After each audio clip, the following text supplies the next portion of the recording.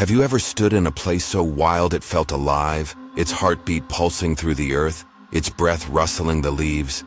My name is Rick, and for 20 years, I've carried the wilderness in my veins. 10 as a smoke jumper, plunging from the sky into the jaws of wildfires, and 10 more as a forestry surveyor, reading the secrets of forests like an ancient script. Close your eyes, feel the heat of flames licking the air, the weight of ash settling in your lungs. The wild is my home, my teacher, my judge.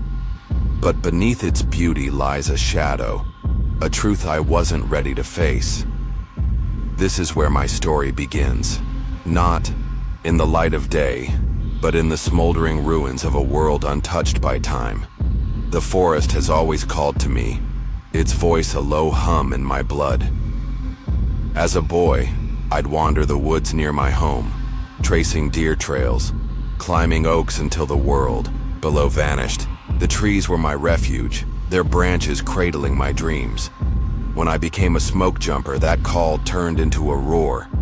I was 22, young and fearless, trained to leap from plains into infernos that could swallow cities. Picture the sky. Above, a bruised purple, the plane's engines roaring as you stand at the open door, the ground below a sea of fire. The first jump was like being born again. Wind tearing at my face, the parachute snapping open, the earth rushing up to meet me. I'd land in a clearing, my pack heavy with axes, shovels, and rations, the air thick with smoke that stung my eyes and coated my throat. Fires don't negotiate. They're alive, unpredictable, a force that respects no man. My job was to carve, fire breaks to starve the blaze before it consumed everything. I'd swing my axe until my arms burned, sweat mixing with soot, the heat pressing against my chest like a living thing. The forest fought back. Trees exploded in showers of sparks, embers rained like stars, and the ground trembled under the fire's advance. Feel the heat, the way it wraps around you, whispering that you're nothing. Animals fled in panic, their eyes wide with terror. I saw bears lumber through smoke, their fur singed, roaring in confusion. Mountain lions darted past, silent and sleek, their claws tearing at the earth. Once, a herd of elk stampeded so close I felt their breath, their hooves shaking the ground like thunder. Every fire was a battle, and every victory came at a cost. I'd collapse at camp, my body aching, my hands blistered, the smell of char clinging to my skin. But there was beauty in it, the camaraderie of my crew, the quiet moments at dawn when the fire slept, the stars above clear and sharp. Imagine lying on the forest floor, the sky a canvas of light, the world holding its sea breath. Those moments made the danger worth it, made me feel alive in a way nothing else could. But the wild doesn't let you forget its power. It leaves marks on your body, your mind, your soul. When I left smoke jumping, I thought I'd find peace. As a surveyor, the work was slower, methodical, a chance to listen to the forest instead of fighting it. I'd hike for days, my pack lighter but no less vital, carrying tools to measure tree growth, test water, and monitor ecosystems. The forest welcomed me, its rhythms familiar yet new. I'd kneel by streams, the water cold and clear, its surface reflecting the canopy above. Deer would graze nearby, their ears twitching, unafraid of the man who smelled of pine and earth. Hawks circled overhead, their cries sharp against the quiet, their shadows sweeping across the ground. Feel the forest's pulse, the way it watches you, knows you. I was part of it, a guest in a world older than memory, but even in its calm, the forest held secrets. I'd find signs of life, bear tracks pressed into mud, owl pellets scattered under pines, the faint claw marks of a cougar on a tree. Most encounters were peaceful, a quiet acknowledgement between man and beast. A doe once stood 10 feet away, her eyes soft, her breath visible in the morning chill. I froze, my heart slowing, as if moving would break the spell. She turned and vanished, leaving only hoofprints in the frost. Picture that moment, the world still, the forest holding you in its gaze. But not every meeting was kind. On a burned trail, I once stepped too close to a rattlesnake, its tail vibrating, its hiss a warning that cut through my blood. I backed away, my pulse racing, the snake's eyes cold and unyielding. It let me go. But the memory lingered. A reminder that the wild could turn in an instant. The scars of fire haunted me most. I'd survey forests after blazes, the land transformed into something alien. Imagine walking through a graveyard of trees, their blackened trunks reaching for a sky that no longer answers.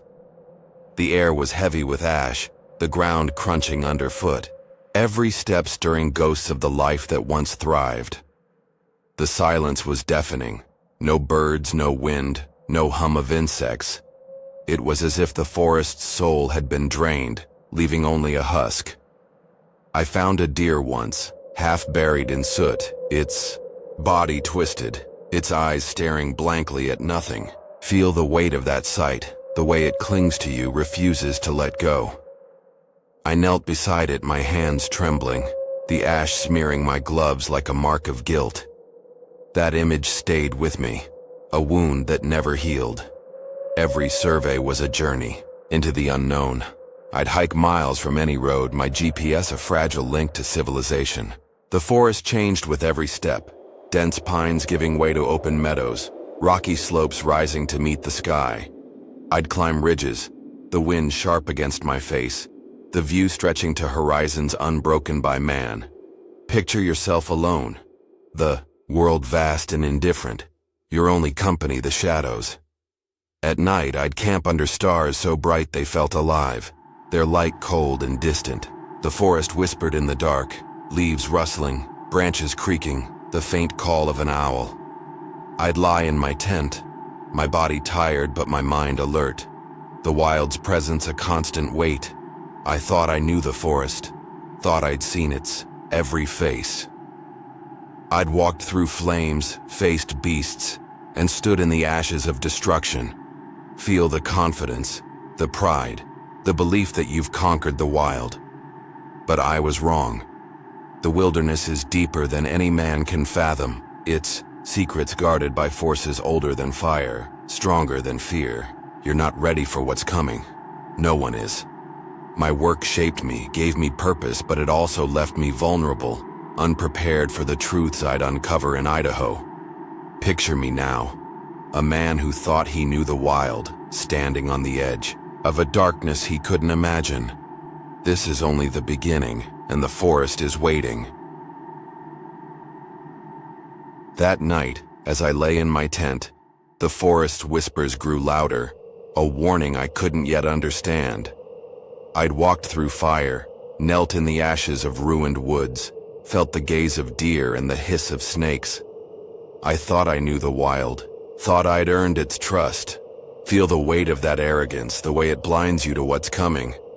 Years before Idaho called me, before the screams of unseen creatures haunted my nights, I stood in an Alaskan creek, my boots sinking into the gravel, my rod bending with the promise of trout. I was younger then, cocky, certain I could handle anything the forest threw at me. Picture yourself in that moment, the world serene, unaware of the shadow about to fall. That day, the wild taught me a lesson I'd carry forever, a lesson written in the breath of a grizzly bear. The memory of those burned forests, those silent graves of ash, lingered as I planned my escape from work. I was in Alaska, working as a smoke jumper, my days filled with the roar of flames and the ache of exhaustion. You know that feeling, don't you? The need to flee, to find peace in the wild. I'd heard of a creek, a hidden gem where rainbow trout swam thick, their bodies flashing like silver coins. The idea took root, a chance to trade fire for water, chaos for calm. I packed light, a fishing rod, a small pack with lures, a knife strapped to my belt. The trailhead was an hour's drive from base camp, A dirt road winding through spruce and alder, the air sharp with the scent of pine. Imagine the forest opening before you, its green heart inviting, its secrets veiled. My truck rattled over, ruts, the radio silent, my thoughts drifting to the woods of my childhood. Those oak branches, those deer trails, the boy who felt invincible. The trail to the creek was narrow, overgrown with ferns, their fronds brushing my legs. Sunlight filtered through the canopy, dappling the earth, the air cool and damp. Feel the forest's embrace, the way it lulls you into trust. My boots sank into moss, each step a quiet rhythm. The rod slung over my shoulder. Birds chattered above, their calls sharp and fleeting, a squirrel darting across my path. The creek appeared suddenly, a ribbon of glass cutting through the woods, its surface shimmering under the midday sun. I waded in, the water cold through my waders, biting my thighs like a warning. You're not alone here. Stay sharp. I cast my line, the lure arcing smoothly, landing with a ripple that spread outward, swallowed by the current. The trout were quick, darting toward the bait, their movements a dance of hunger and instinct. I smiled, the tension of weeks melting away, the forest's hum a balm to my soul. For an hour, I lost myself in the rhythm. Cast, reel, cast again. Picture that peace, the world soft and kind, the wild your friend. The pines stood tall, there, needles swaying in a breeze that carried the scent of earth and resin. A kingfisher swooped low, its wings slicing the air, its cry echoing off the banks. I felt whole, as if the creek had washed away the soot of fires, the weight of battles fought in the wild. But the forest doesn't let you forget its power. You're never safe, not really. Mid-cast, a sound shattered the calm. A sharp break, in the brush across the creek, like a branch snapping under weight. My hand froze, the rod trembling, my pulse quickening. Feel the air shift, the forest holding its breath. The birds fell silent, the breeze stilled, the world narrowing to that single sound. I scanned the far bank, my eyes darting through shadows, expecting a deer, a fox, anything benign. But the silence deepened, heavy, oppressive, as if the forest itself was watching. Then movement, a massive shape pushing through the undergrowth, parting ferns like a ship through waves. Picture it. A grizzly bear, its fur a golden brown blaze, its body a mountain of raw power.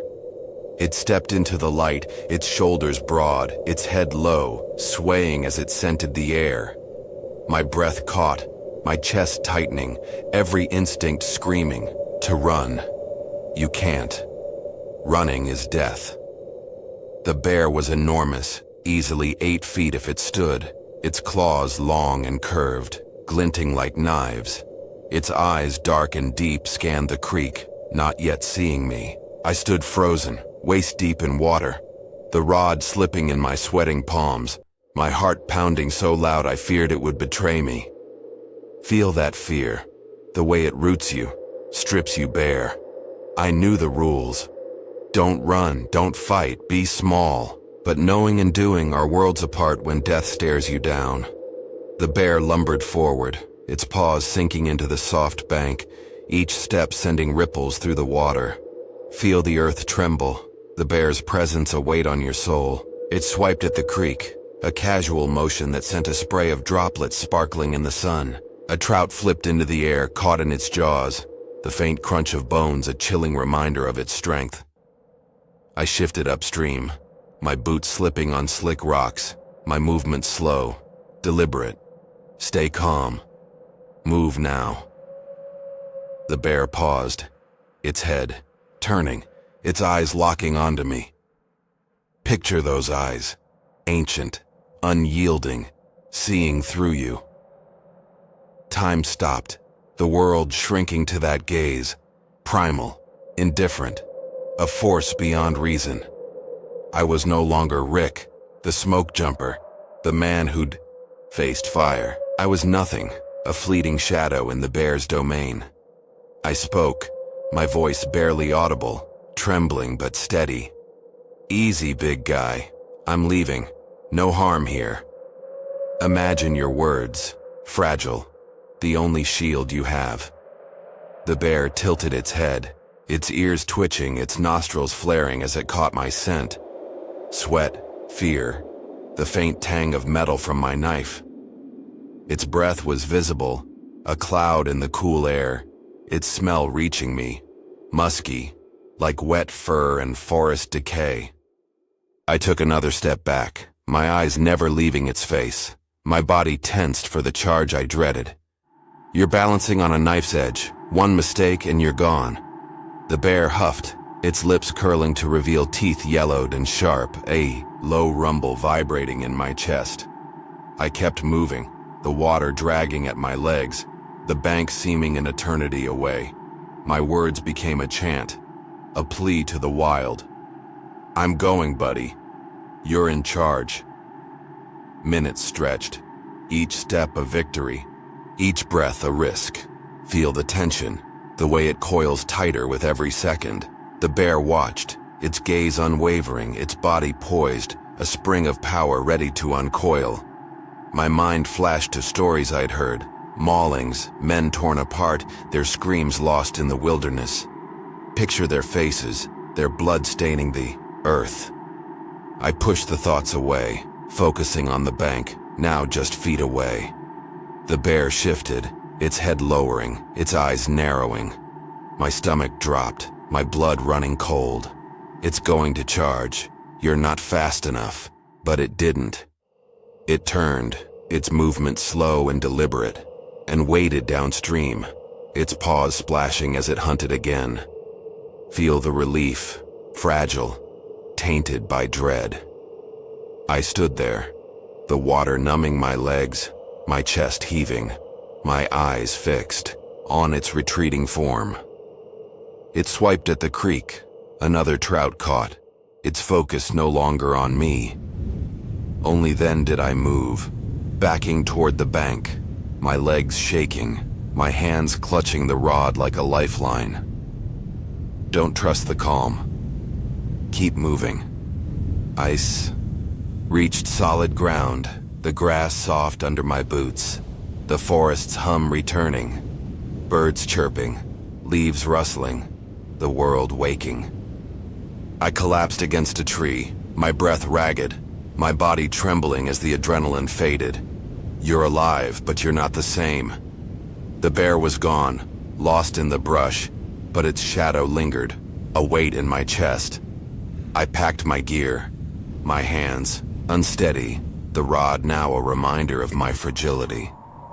The trail back was unchanged, but I was different. Picture yourself walking away, the forest watching, its secrets heavier now. Every rustle made me flinch, every shadow a threat. The sun still shone, the creek still sparkled, but the peace was gone, replaced by a quiet dread. That day stayed with me, a scar on my soul. You don't face death and forget. The bear wasn't evil. It was the wild, pure, and unyielding. A force I couldn't control. I'd thought I knew the forest, thought I was its equal. You were wrong. The wild is bigger than you. I carried that lesson back to my work, through every fire, every survey, every night under the stars. But it wasn't enough.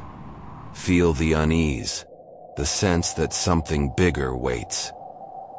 Years later, when the call came to survey Idaho's wilderness, I felt that same dread, a whisper of the bear's breath in my memory.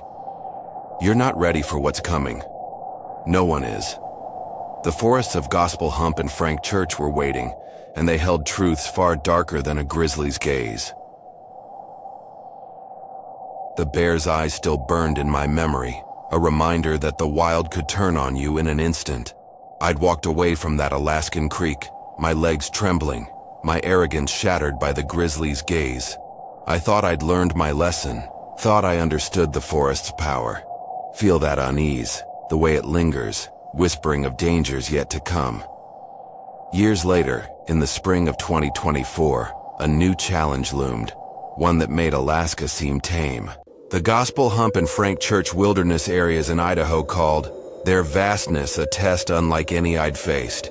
Picture yourself standing on the edge of a world untouched, its secrets waiting to swallow you. This was no simple survey. It was a journey into the heart of the unknown, and I wasn't sure I was ready. The call came on a cold March morning, my cabin steeped in the quiet of dawn. I was nursing a mug of coffee, its bitter warmth a comfort against the chill, when my satellite phone lit up, its screen a stark glow in the dim light. The voice on the other end was curt, professional, but heavy with urgency.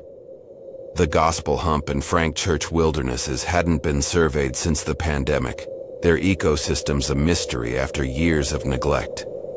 You know that feeling, don't you? The weight of duty, the pull of something bigger than yourself. My job was to parachute into Gospel Hump, collect water and vegetation samples, cord trees for growth data, then trek to Frank Church to do the same before hiking out. The stakes were high.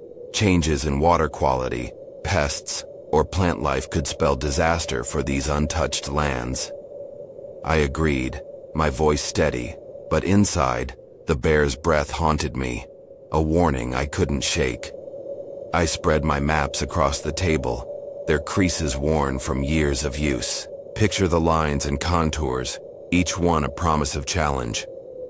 Gospel Hump sprawled over 200,000 acres, its ridges sharp as blades, its canyons plunging deep into the earth. Elevation swung from 2,000 to 8,000 feet, a roller coaster of terrain. That tested even the hardiest. Black bears, cougars, elk, and mountain goats roamed its slopes, their presence a constant reminder of the wild's pulse. Frank Church was a beast of another order. 2.3 million acres, one of the most remote places in the lower 48 states. Its jagged peaks pierced the sky, its rivers roared through gorges, its forests dense and unforgiving.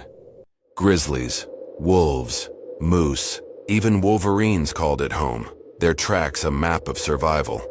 Feel the vastness, the way it dwarfs you makes you question your place. Together, these wildernesses covered 4,000 square miles, a land so raw it felt alive, watching, waiting. Preparation was my lifeline. You can't face the wild unprepared. Plan now. I traced routes on the maps, marking water sources, potential landslides from spring snowmelt, and emergency exits. Contingency paths snaked through valleys, a hedge against the unpredictable. I noted fire-restricted zones where open flames were banned to prevent wildfires, a rule that made cooking a puzzle in a land this harsh. My pack was a science of survival, 35 pounds, every item chosen for weight and necessity. I packed a single-pole tent, light as a feather but sturdy against wind. A mummy sleeping bag, compact and warm, promised rest in freezing nights. Binoculars, small but powerful, would scan ridges for threats. A collapsible fishing pole with lightweight lures offered a chance at fresh food. Imagine the weight of that pack, each item a thread holding you to life.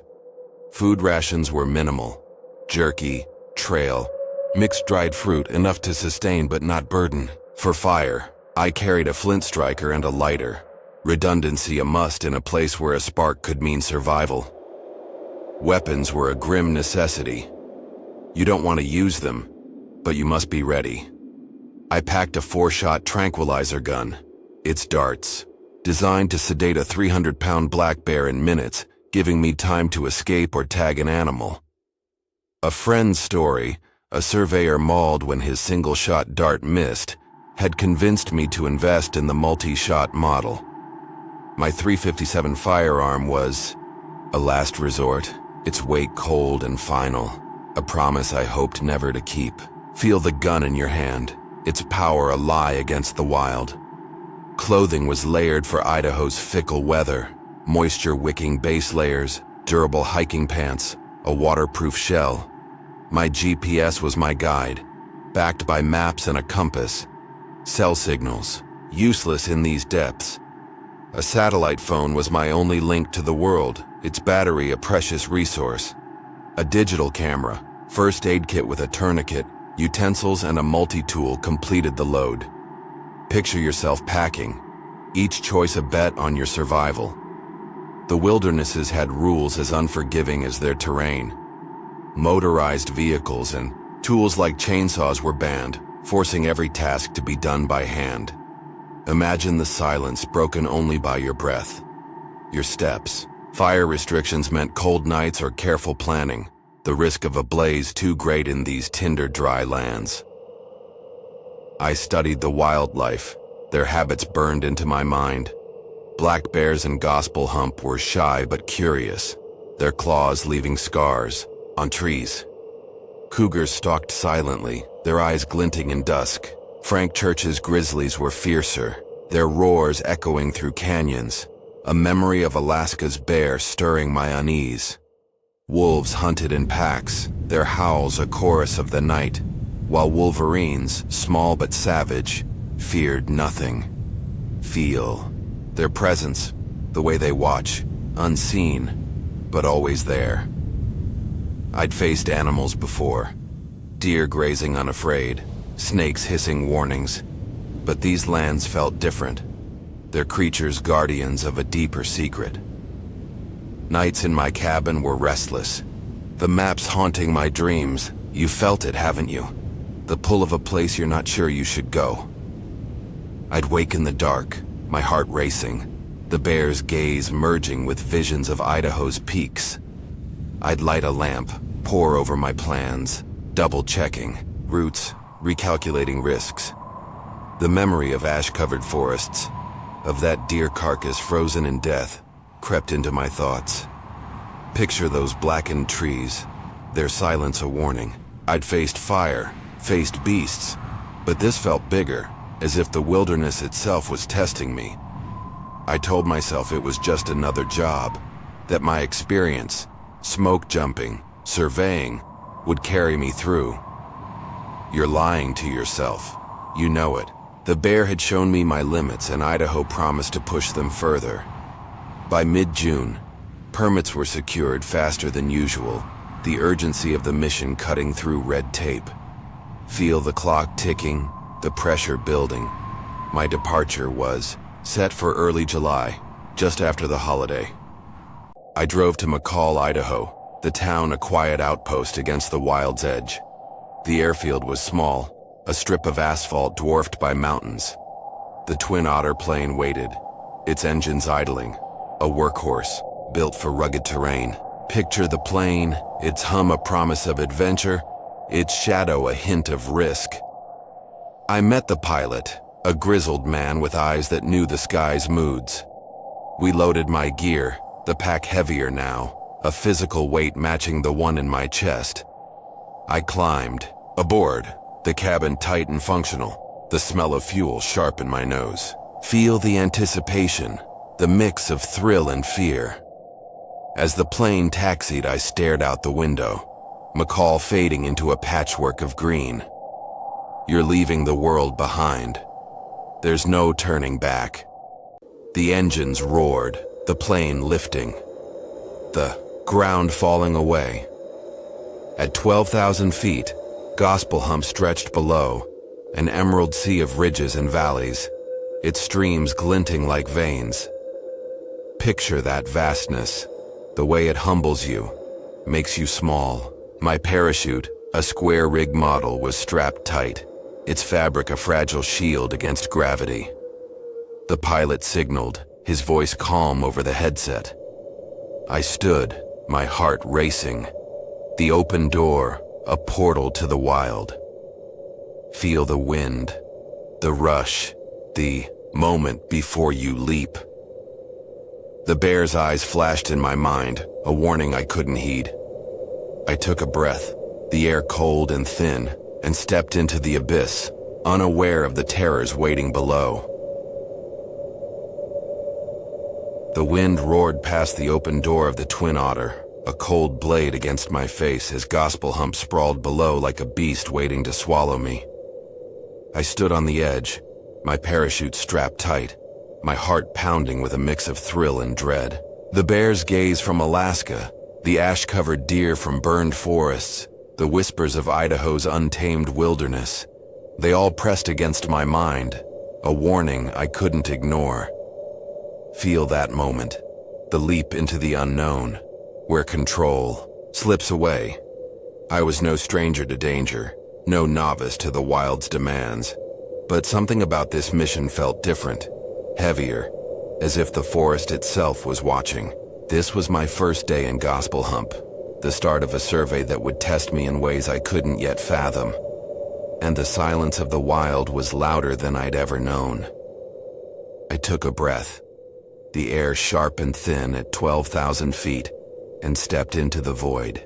Picture yourself falling, the world a blur, the forest rushing up to claim you. The freefall was brief but electric, the wind tearing at my clothes, my pulse a drumbeat in my ears. At 3,500 feet, I pulled the cord, the parachute unfurling above me, its fabric catching the air with a jolt that steadied my descent. I gripped the toggles, guiding myself toward a clearing marked on my map, a rare patch of open ground in a sea of pines. Below, Gospel Hump stretched endless, jagged ridges, carved by time, canyons plunging into shadow, streams glinting like veins of silver. Feel the vastness, the way it humbles you, makes you small. The forest was alive, its canopy a mosaic of green, its secrets hidden beneath a veil of leaves. I landed hard, rolling to absorb the impact, the earth solid and unyielding beneath me. Rose, my legs unsteady, and gathered the parachute, stuffing it into its bag to keep it from tangling in the breeze. You're alone now. Stay sharp. The clearing was small, surrounded by towering pines, their needles carpeting the ground. The air was cool, heavy with the scent of resin and damp earth, the silence broken only by the faint rustle of leaves. I checked my GPS, its screen a faint glow in the daylight, confirming my position a few miles northeast of my first survey site. Picture the device in your hand, a fragile link to the world you've left behind. The terrain was as brutal as I'd expected, steep inclines, dense underbrush, rocks that shifted underfoot like traps. I shouldered my pack, its 35 pounds of familiar weight, and set off, my boots sinking into the soft earth, each step a commitment to the wild. The hike was grueling, a test of endurance I'd trained for but never fully mastered. Feel the burn in your legs, the sweat on your brow, the forest closing in. The trail was no trail at all, just a path I carved through ferns and brambles, my machete clearing the way when the undergrowth grew too thick. The canopy above was dense, filtering the sun into patches of light that danced on the ground. I climbed ridges, my breath ragged, the air thinning as I gained elevation. Below, canyons yawned, their depths lost in shadow, their walls scarred by ancient floods. Imagine those depths, the way they beckon, promising secrets you're not ready to know. I paused to drink from my canteen, the water cold against my throat, my eyes scanning the forest for movement. A deer, a bear, anything to break the stillness. But there was nothing, only the hum of insects, the occasional cry of a hawk circling above. I reached the survey site by mid-afternoon, a small clearing near a stream, its waters clear and swift, tumbling over smooth stones. Picture the stream, its surface a mirror, reflecting a world untouched. I knelt, my knees sinking into the soft bank, and filled sterile vials with water, sealing them to prevent contamination. The stream's chill numbed my fingers, its faint mineral scent grounding me in the task. I recorded its temperature, pH, and turbidity, my notebook filling with numbers that told a story of health or decline. You're a scientist now, but the forest doesn't care for your notes. I moved to the trees, their trunks rough under my hands, their bark scarred by wind and time. I used a corer to extract samples, the woods rings a chronicle of drought and growth, each layer a whisper of the past. I checked for disease, blight, beetles, anything that could threaten the forest's heart. My hands were steady, my focus sharp, but the silence pressed against me, heavier than before. The forest felt different here, more alive, more watchful. You felt it, haven't you? The sense that you're not alone, even when you see nothing. I'd surveyed countless woods, walked through ashes and flames, but Gospel Hump was something else. Its ridges loomed like sentinels, its canyons hiding truths I wasn't sure I wanted to uncover. The bear's gaze from Alaska flickered in my mind, a reminder of my fragility, and the deer carcass from those burned forests haunted my thoughts, its eyes frozen in death. Picture those eyes, the way they linger, accusing you of trespass. I shook off the unease, focusing on the task, but it clung to me, a shadow at the edge of my vision. I finished the survey, my pack heavier with samples, and checked my map. The next site was 15 miles away, too far to reach before nightfall. You can't outrun the dark. Find shelter. The forest grew denser as I hiked, the canopy so thick it blocked the sky, casting the world in a green twilight.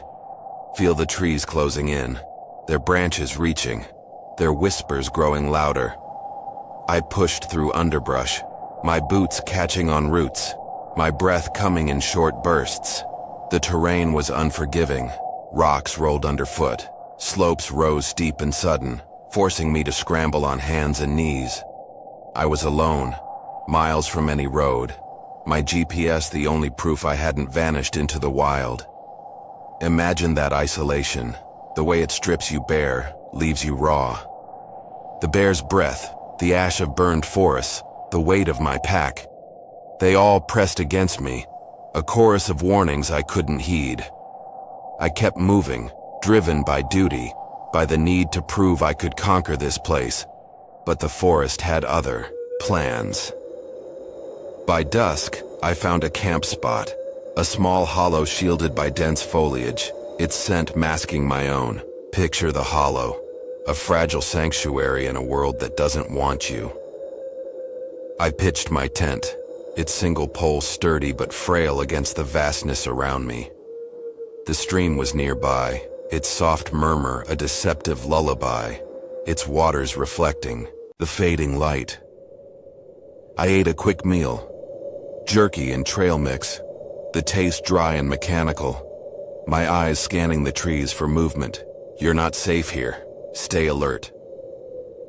The forest was quiet, too quiet, the hum of insects fading, the hawks no longer crying. I crawled into my tent, my sleeping bag a cocoon against the cold, my tranquilizer gun within reach. Exhaustion pulled at me, my body aching from the day's trek, my mind frayed by the silence. Feel the weight of that silence, the way it smothers you, promises things you can't name. I fell asleep fast. The wilds embrace both comfort and threat. But the forest wasn't done with me. You're never truly alone in the wild. Something's watching. At midnight, a sound would shatter the dark, a scream unlike anything I'd ever heard, dragging me into a nightmare I couldn't escape. Picture yourself in that tent, the world asleep, unaware of the terror about to unfold. For now, I lay still, my breath steady, the forest's secrets pressing closer, waiting for their moment to strike. The forest's silence wrapped around my tent, a suffocating veil that pressed against my chest. I lay in my sleeping bag, the day's survey weighing on my bones, the murmur of the nearby stream a fragile lullaby. Gospel Hump's vastness had humbled me, its ridges, its canyons, its watchful trees. But I'd clung to my training, my tools, the belief that I could master this place.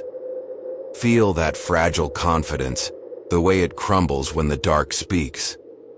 The bear's gaze from Alaska, the ash-covered deer from burned forests, the unease of Idaho's wild, they all lingered, shadows in my mind, but nothing could have prepared me for what came next, a sound that tore through the night, shattering every illusion of safety. Picture yourself alone, the forest alive with secrets, its voice about to wake. I'd fallen asleep fast, exhaustion pulling me under, my body curled against the cold. The tent was my sanctuary, its thin walls a false promise of protection. You're vulnerable here. You know it. The forest was quiet, too quiet. The hum of insects gone, the hawk silent, as if the wild held its breath. My dreams were restless, fragments of fire and shadow, flames licking blackened trees, the deer's lifeless eyes, the bear's breath hot against my face. Feel those images the way they haunt, blurring the line between sleep and waking. I stirred, half aware, the stream's murmur fading, replaced by a stillness so deep it felt wrong, unnatural, like the world had paused to watch. Then it came. A sound that ripped through the dark, deep and guttural, unlike anything I'd ever heard. Picture that moment, your heart stopping, your body frozen. It wasn't a bear's growl, not a cougar's cry, not a wolf's howl. It was primal, ancient, a force that vibrated in my chest, dragging out for what felt like an eternity. The sound formed a word, slow and deliberate, exhaled with unearthly strength. Whoa. Feel your skin prickle, your breath catch, as that word wraps around you. It echoed through the forest, bouncing off ridges, sinking into canyons. A lament that seemed to come from the earth itself. I bolted upright, my sleeping bag tangling around me, my hand fumbling for the tranquilizer gun. You're not alone. Something's out there. The scream faded, but the silence that followed was worse, heavy, oppressive, as if every living thing had fled. Imagine that silence, the way it smothers, makes you doubt your senses. My breath was shallow, my pulse, a drumbeat in my ears, my eyes straining against the tent's dark walls. I gripped the gun, its weight cold and useless, my mind racing. I'd heard bears in Alaska, lions in Montana, even a lion's roar on a trip to Africa. But this was different. It wasn't animal, not human, something else, something that didn't belong. Feel that dread, the realization that you've crossed a line. Before I could process it, another sound answered, fainter, but no less chilling, from across the valley. Picture two forces, unseen, calling to each other, their voices shaking the night. The second scream was sharper, a challenge or a warning, its echo lingering like a ghost. For 2 hours the sounds continued, a back and forth that clawed at my nerves. You can't escape it. It's everywhere. Each scream was as terrifying as the last, deep and resonant, filling the forest with a presence I couldn't name. The word woe repeated, drawn out, a cry of sorrow or rage that made my hair stand on end. Feel your body betray you, every nerve screaming to run. The forest, once alive with nocturnal hums, was now deathly still. No crickets, no rustling leaves, no trace of life. It was as if the wild had retreated, cowering before whatever made those sounds. I clutched the gun, my knuckles white, my mind spiraling to stories I'd dismissed. Tales told around campfires, in smoky bars, of creatures that walked the woods, unseen but ever present. You've heard them too, haven't you? The stories of Bigfoot, laughed off but never forgotten. I'd never believed in Sasquatch, never scoffed either. Picture yourself on that fence, wanting to doubt but unable to. The stories were just that, stories. Fuel for late-night talks, not truths to live by. But those screams matched every description I'd heard.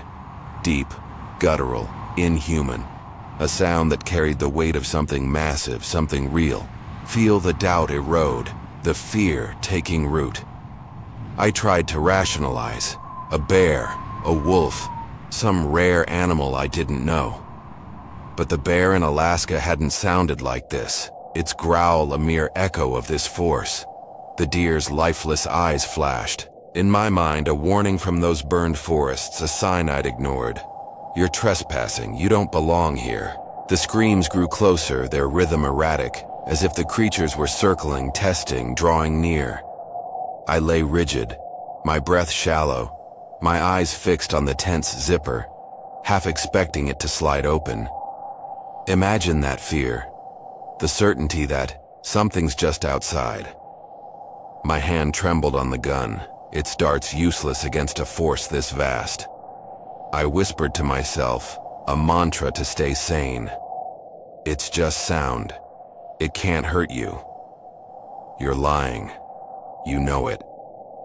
The scream stopped. Abruptly, the silence returning like a weight, crushing, absolute.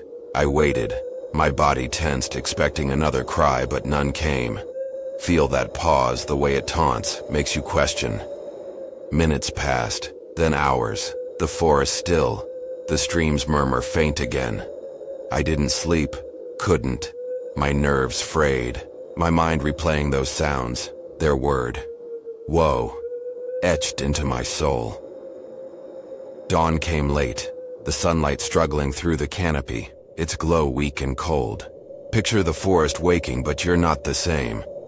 I unzipped the tent, my hands unsteady, the air sharp with pine and damp earth. The world looked unchanged, trees standing sentinel, the stream glittering, a hawk circling far above. But it felt wrong, tainted, as if the screams had left a mark I couldn't see. You're not safe. You never were. I was late, hours behind schedule, my body heavy with exhaustion, my mind clouded by fear. The thought of fishing, a plan I'd cherished, was gone, replaced by a single urge: leave.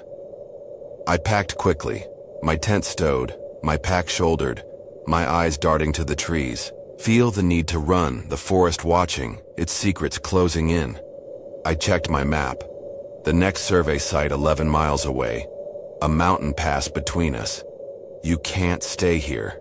Move, now. The screams echoed in my memory, their rhythm a pulse in my blood, urging me to flee. I set off, my pace brisk, my boots crunching on the forest floor, the sound deafening in the stillness. Imagine that haste, the way it betrays your fear. The bear's gaze, the deer's eyes, the weight of gospel hump. They all followed me, a chorus of warnings I couldn't outrun. I wasn't just hiking, I was escaping, driven by a dread. The scream still echoed in my blood, that haunting word, woe, carved into my soul. I broke camp at dawn, my hands trembling as I stowed the tent, the forest silence a mocking veil over Gospel Hump's secrets. The bear's gaze from Alaska, the deer's lifeless eyes in ash, the guttural cries of the night. They drove me forward, a pulse of fear urging me to flee. Feel that panic, the way it grips your heart, forces your feet to move. I wasn't just leaving the campsite, I was running, desperate to put distance between me and whatever had shaken the dark. Picture yourself racing through a forest alive with eyes, its shadows whispering your name. This was no longer a survey. It was survival. And the mountains of Idaho were my only path to escape. I shouldered my pack, its 35 pounds heavier with dread, and checked my map, the paper creased and worn. You can't stay here. Move now. The next survey site was 11 miles away, a mountain pass standing between me and fleeting safety. The trail was no trail, just a tangle of underbrush and rock, Gospel Hump's terrain as unforgiving as its secrets. I set off, my boots sinking, into the soft earth, my breath sharp in the morning chill. Feel the forest watching, its trees closing in, their branches clawing at your skin. The canopy above was dense, filtering sunlight into a dim green haze, the air thick with pine and damp moss. I moved fast, faster than I ever had, my legs burning, my lungs heaving, the scream's rhythm a relentless drum in my mind. The valley stretched before me, a narrow corridor flanked by ridges, their peaks jagged against the sky. Picture those ridges, ancient sentinels guarding truths you're not meant to know. I jogged where I could, my pack bouncing, my eyes darting to every shadow, every rustle. Normally, I'd pause to photograph streams, to capture the towering pines or a hawk's fleeting glide. But not today. You don't stop when something's following. The forest felt alive, its silence not empty, but heavy, as if it held its breath, waiting. The bear's breath from Alaska haunted me, its gaze a warning I'd ignored. The deer's eyes, frozen in ash, stared from memory, accusing me of trespass. You don't belong here. You never did. I pushed harder, my boots slipping on loose gravel, my heart pounding with a fear I couldn't name. The climb to the mountain pass was brutal, a gauntlet of steep inclines and jagged rocks. Feel your legs scream, your lungs beg for air, the mountain defying you. I scrambled up slopes, my hands scraping against stone, the wind rising to a chilling howl that cut through my jacket. The pass was narrow, a razor's edge between peaks, its drop-offs plunging into shadow. Imagine that edge, the abyss calling, the wind pushing you toward it. I paused at the crest, my chest heaving, my sweat-soaked clothes clinging to my skin. The silence was deafening. No birds, no rustling leaves, only the wind's mournful cry. You're exposed here. Keep moving. I scanned the valley below, its forest a sea of green, its secrets hidden in the folds of the earth. The screams echoed in my mind, their word, woe, a chain binding me to fear. I descended, my legs trembling, the rocks loose and slick underfoot. Picture yourself stumbling, each step a gamble, the forest waiting for you to fall. The trail leveled, into another valley, its floor soft with moss, its air heavy with the scent of decay. I drank from my canteen, the water cold but tasteless, my eyes never leaving the trees. You're being watched. You feel it. The feeling grew stronger, a prickling at the base of my neck, a certainty that something lurked just beyond sight. I gripped my tranquilizer gun, its weight a fragile comfort, my mind flashing to stories of Bigfoot, to the screams that had shaken the night. You laughed at those stories once. You're not laughing now.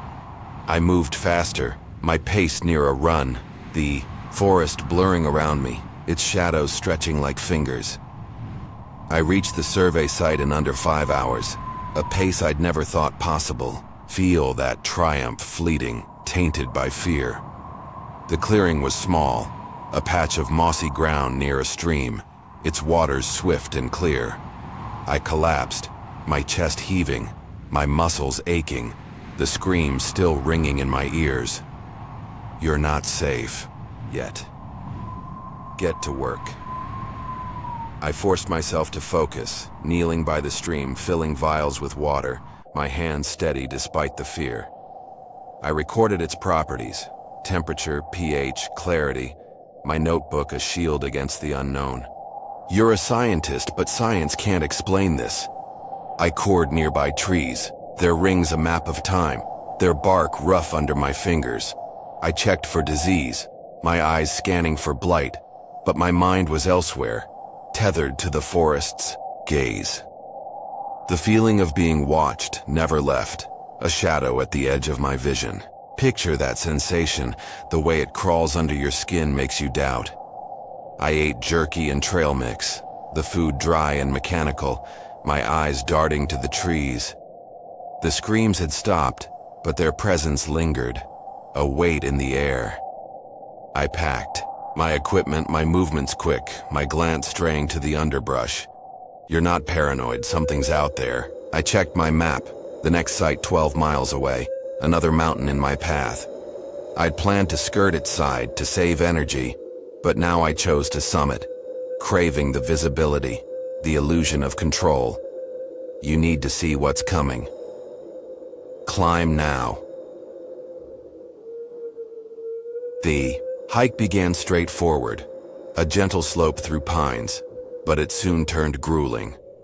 Feel the ground shift, the forest testing you. A stream I'd expected to cross was swollen, its waters spilling into a floodplain, forcing me north to find a safer path. Picture the water, wild and untamed, blocking your escape. The delay gnawed at me, the sun dipping low, casting long shadows across the valley.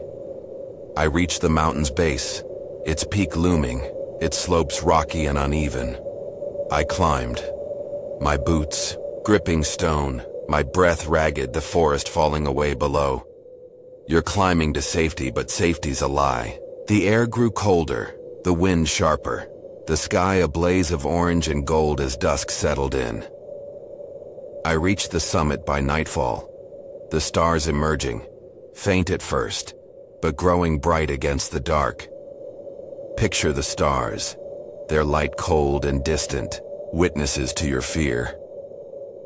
I found a spot between boulders, a natural windbreak, and pitched my tent, its fabric taut against the gusts. I ate a quick meal, trail mix, dried cheese, my stomach growling, my nerves too raw to care. You're alone, on a mountain, but you're not alone. I sat overlooking the wilderness, the vastness both awe-inspiring and terrifying. The screams, the bear, the deer, they all pressed against me, a tapestry of dread woven through my soul. Feel that weight, the way it changes you, makes you see. I crawled into my sleeping bag, the cold seeping through, my body aching but my mind alert. You can't sleep, not here, not now. The stars above were brilliant, a fleeting distraction, but the forest below was alive, its shadows moving, its secrets stirring. I closed my eyes, the screams echoing in my memory, their word, woe, a promise of terrors yet to come. Picture yourself on that peak, the world asleep, unaware of what's hunting you. The night stretched on, a fragile pause before the wild reclaimed its voice. The stars above Gospel Hump burned cold, their light a fragile shield against the forest's secrets. I woke shivering in my tent, the wind slicing across the mountain summit, my sleeping bag barely holding back the chill. The screams of the night before, that haunting word, woe, still echoed in my bones, driving me from the hollow where I'd camped. Feel that fear, the way it clings, urging you to run. The bear's gaze from Alaska, the deer's lifeless eyes in ash, the weight of Idaho's wild, they all pressed against me, a warning I couldn't escape. Picture yourself descending a mountain, the forest alive with eyes, its shadows closing in. I needed to move, to reach the next survey site, but first, a creek marked on my map promised trout, a fleeting chance to reclaim normalcy before the wild's truths overwhelmed me. I broke camp quickly, my hands unsteady as I stowed the tent, the boulders around me silent witnesses to my haste. You're not safe here. Keep moving. The descent was slow, the terrain treacherous. Loose rock slipped underfoot, condensation slick on stone, each step a gamble against the mountain's will. Feel your heart race, your boots falter, the forest waiting for you to fall. The air was sharp, heavy with pine and earth, the dawn's light weak through the canopy below. My pack, 35 pounds of gear pressed against my spine, a reminder of the task ahead. I checked my GPS, its faint glow confirming the creek's location, a short detour before the next survey site. Picture the device, a lifeline in a world that doesn't want you. The screams, the feeling of being watched, the forest's oppressive gaze, They drove me forward, my legs aching but relentless.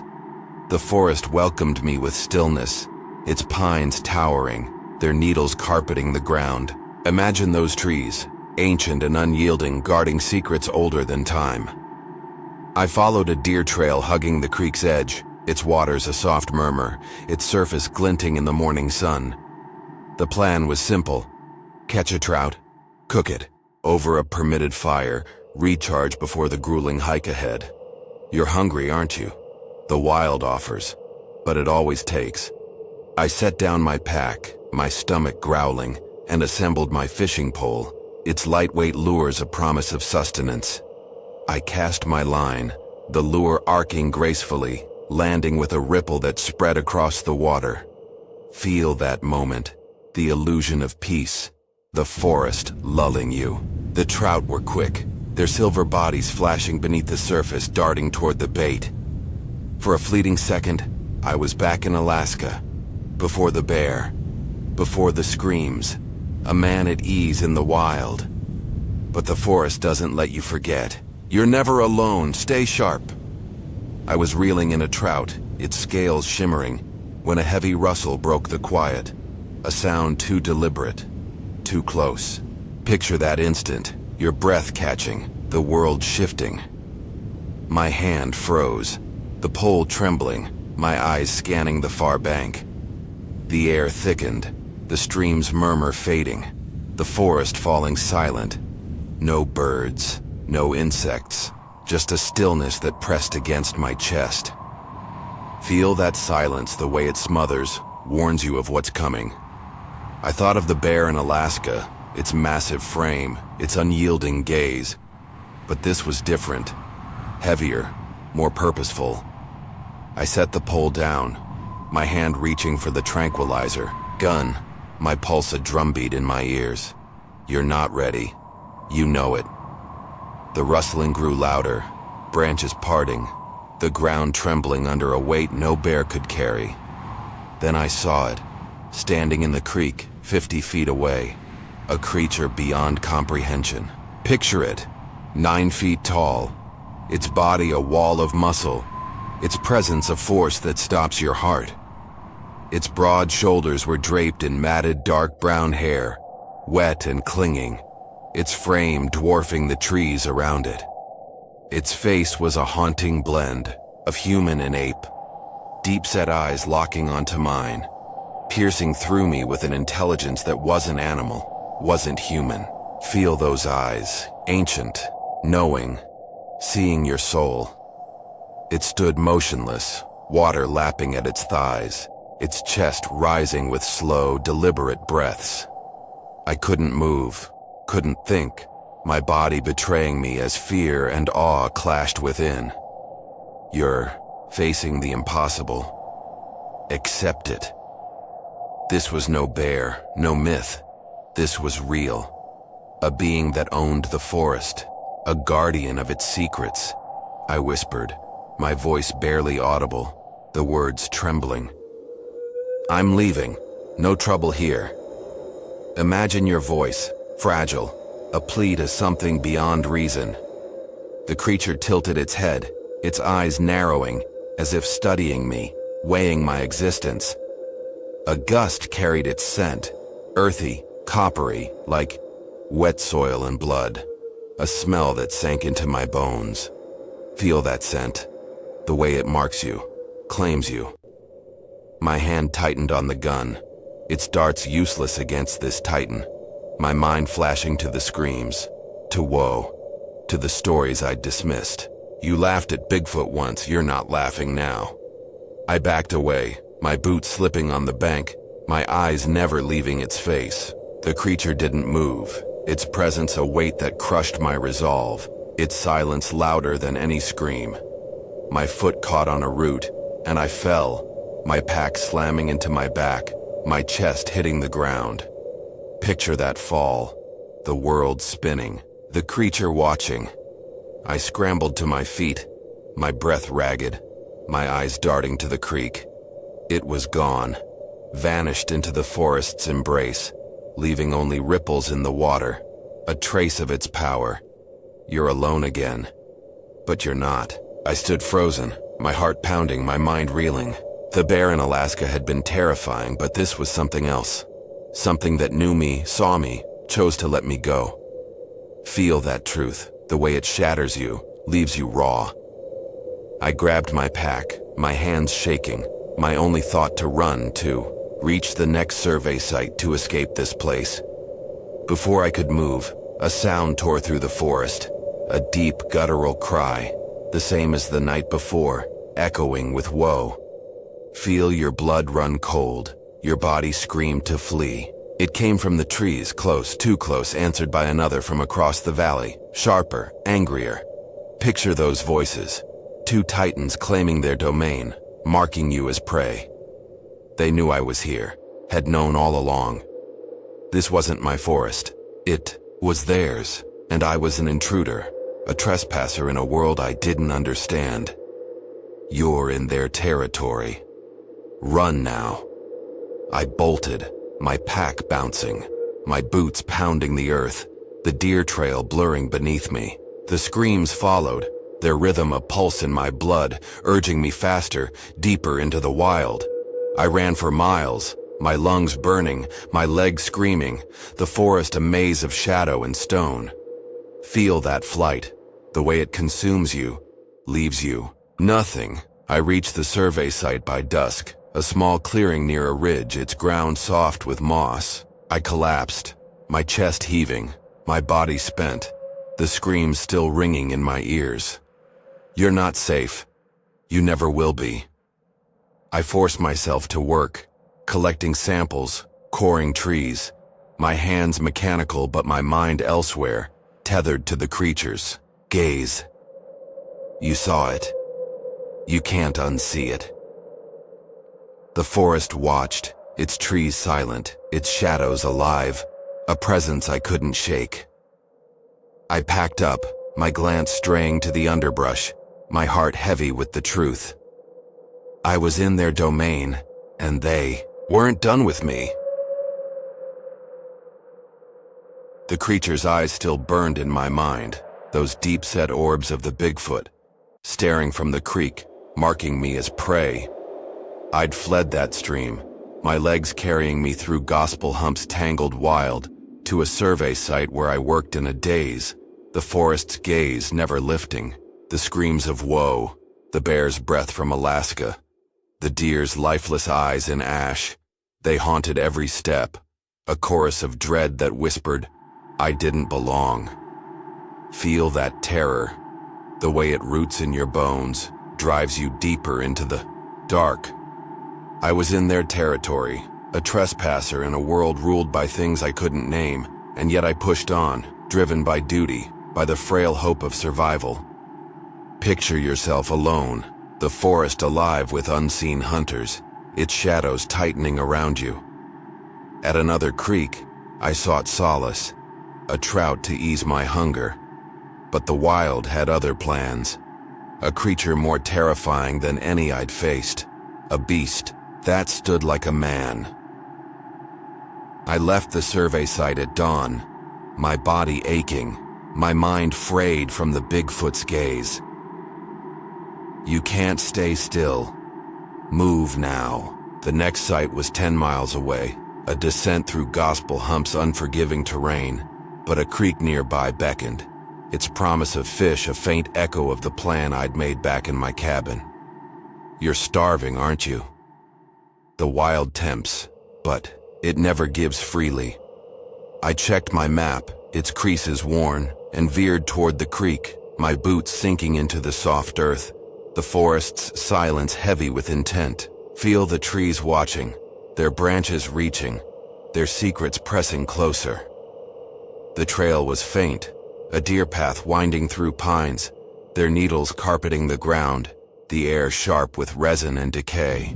I moved quickly, my pack a familiar weight, my tranquilizer gun within reach, the Bigfoot's scent, earthy, coppery, still lingering in my memory. The creek appeared suddenly, a ribbon of clear water cutting through the forest, its banks lined with moss and stone. Picture the water, its surface a mirror, reflecting a world that's turned against you. I set down my pack, my stomach growling, and assembled my fishing pole, its lures glinting in the morning light.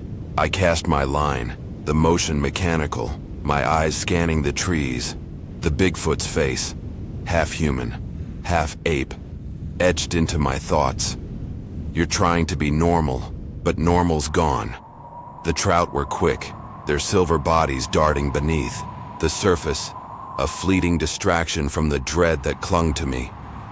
I reeled in a fish, its scales shimmering, and started a small fire, the permitted flames a fragile defiance against the wild. Feel that warmth, the illusion of control, the forest laughing at your effort. The fish sizzled, its savory aroma filling the air, a momentary reprieve from fear. You're eating, but you're not safe. I cast another line, my hand steady but my mind elsewhere, tethered to the screams, to woe, to the creature that had watched me. The forest was quiet, too quiet. The hum of insects gone, the birds silent, as if the wild held its breath. Imagine that stillness, the way it warns, makes your skin crawl. I was mid-cast when a sound broke the calm, a heavy movement, deliberate, from the trees across the creek. Picture that moment, your heart stopping, the world narrowing. My hand froze, the pole slipping, my pulse a frantic rhythm. I thought of the Bigfoot, its massive frame. But this was different, faster, more predatory, a presence that chilled my blood. I turned slowly, my eyes scanning the far bank, the underbrush parting under an unseen weight. You're not alone. Face it now. The air thickened, the creek's murmur fading, the forest falling into a silence that pressed against my chest.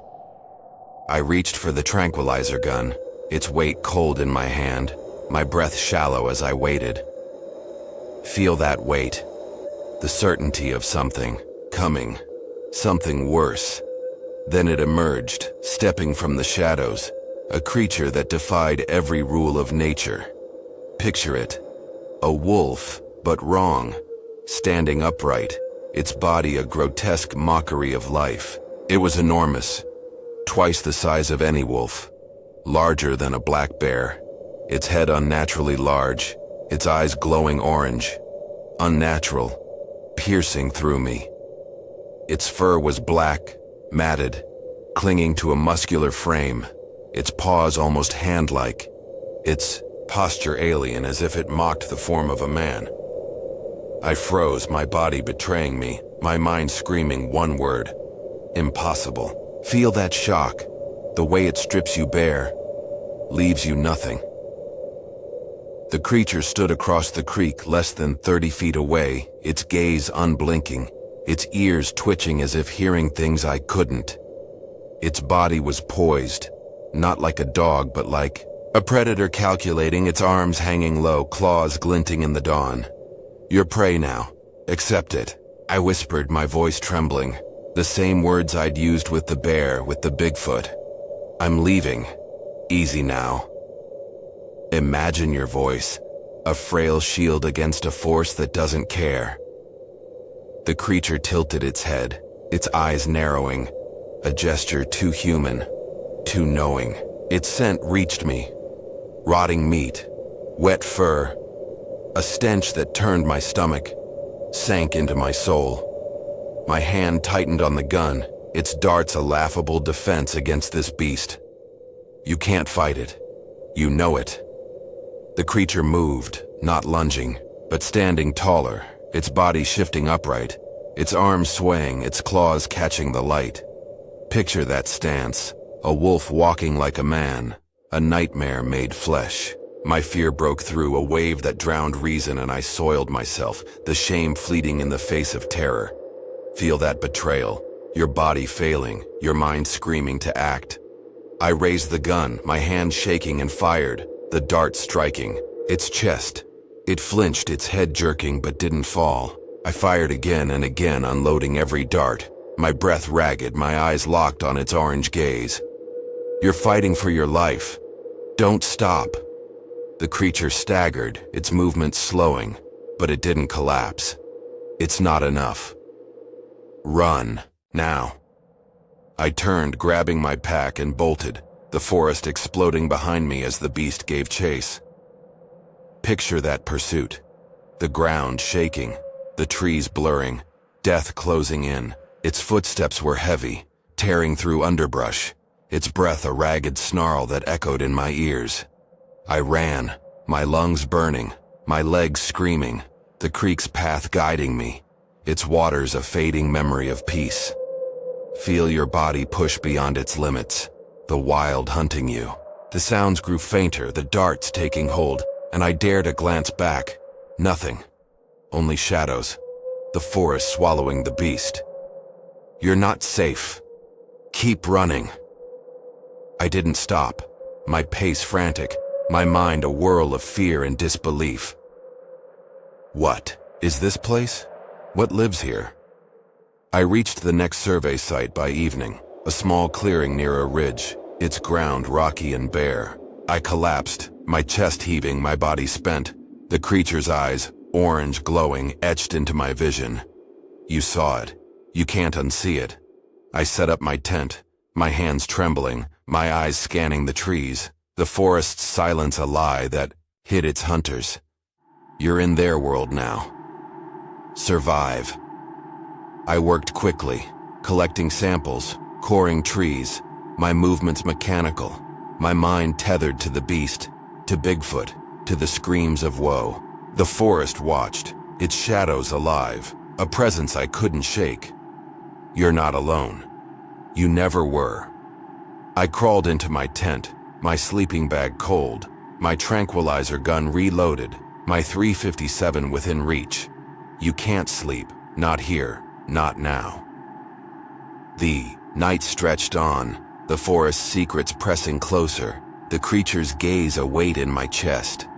Picture yourself trapped, the wild alive with terrors, its voice waiting to strike.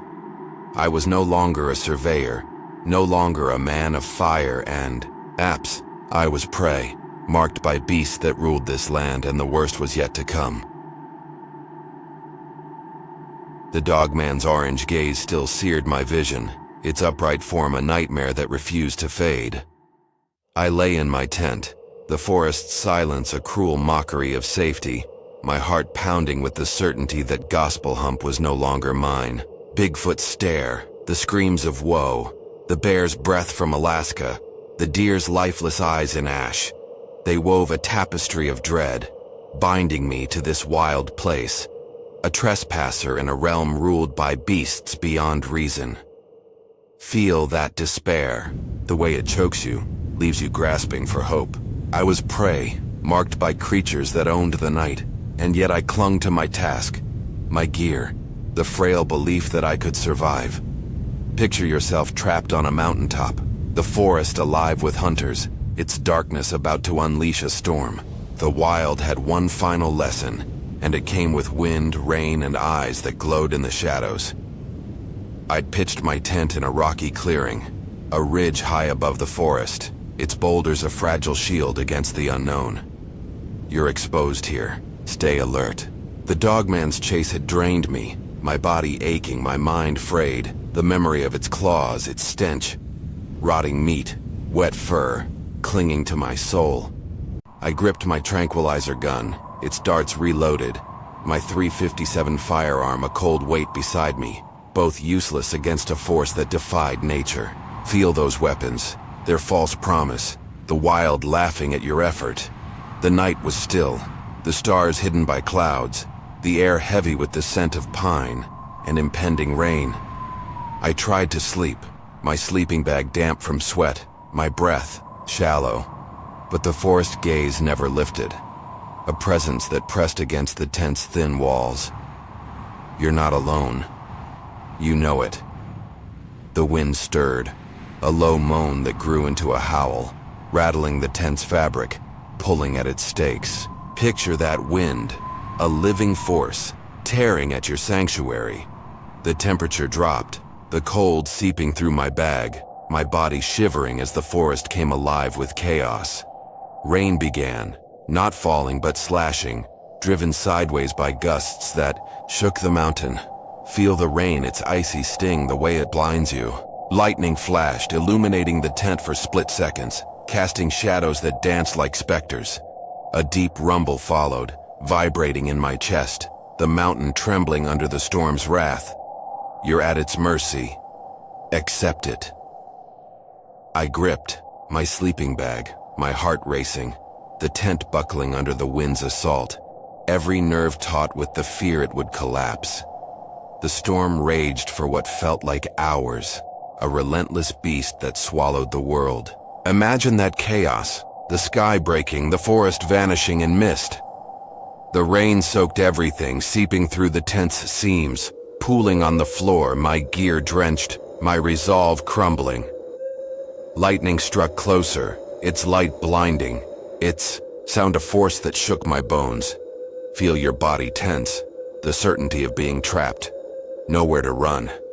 I unzipped the tent, peering into the night, the mist swirling, clouds low and churning, the forest lost in a ghostly shroud. The wind howled, through the boulders, a high-pitched wail that mimicked the screams of woe, a cruel echo of the terrors I'd faced. You're not imagining it. The wild is speaking. After 40 minutes, the storm began to ease, the wind softening, the rain slowing to a drizzle. Picture the calm, fragile, deceptive, the forest waking from its rage. I stepped out, my boots sinking, into mud, the air sharp with the scent of wet earth and ozone. The stars peeked through thinning clouds, their light faint, the forest glistening under a weak glow. I breathed deeply, my chest tight, the relief fleeting, but precious. You survived the storm, but the night isn't done. Then I saw them. Lights in the tree line below, steady, spherical, unnatural, glowing faintly in the dark. Feel your stomach drop, your breath catch, the truth dawning. They weren't campfires, not lanterns, not human.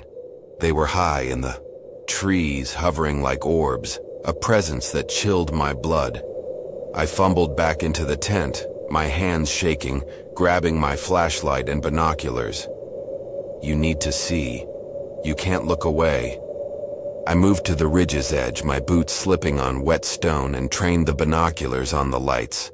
Picture those orbs, glowing, alive, staring back. My breath hitched, my voice a tremor. No, not again. The lights were eyes, orange and piercing, the same as the dogman's, burning through the darkness. It's found you. It never left. Panic surged, a wave that drowned reason. My mind flashing to Bigfoot, to woe, to the forest's unrelenting hunt. You're trapped.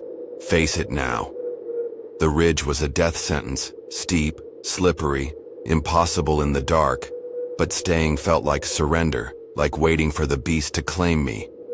I grabbed the satellite phone, its screen a dim lifeline, and pressed the call button, my voice a whisper.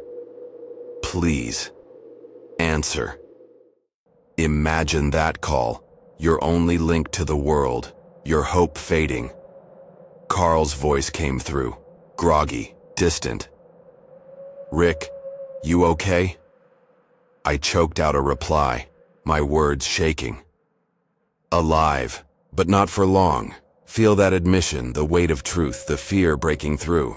I described the dog man, its upright stance, its orange eyes, its claws.